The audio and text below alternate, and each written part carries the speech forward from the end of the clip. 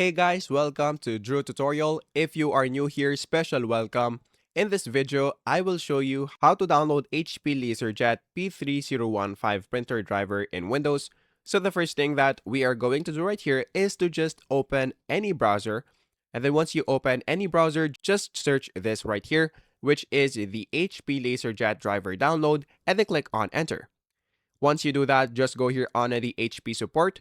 And then in this part, we're going to click on printer. After that, on this part, just search for your printer right here. In this case, that is P3015. And then just choose your printer right here. After that, just scroll down and then look for the driver universal print driver. And then in this part, just click on the first driver, which is right here. And then once it is done, we're going to click on show in folder. And then we're going to drag this into our desktop.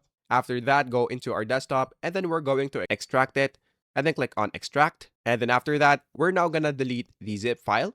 So now we have this. So what we're going to do next is to go here on the search bar and then search for printers. After that, just click on open and then click add a device, which is right here. After that, we're going to click on add a new device manually. Click on local printer, which is right here, and then click on next. After that, for the existing port, make sure that you choose USB port right here.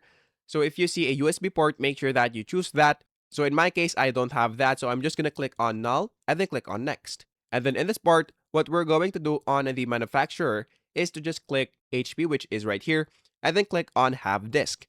After that, just click on browse and then go here on our desktop and then just click this file right here that we have just extracted.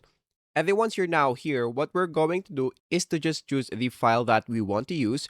So let's say, for example, that we want to use this. So we're going to click on that and then click on OK. And then click on next, which is right here.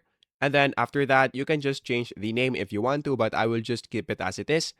And then click on next again. And then the driver will be installed in your PC.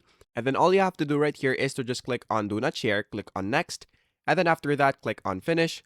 And then after that, if you scroll down, you will now be able to see HP Universal right here. So that is basically it.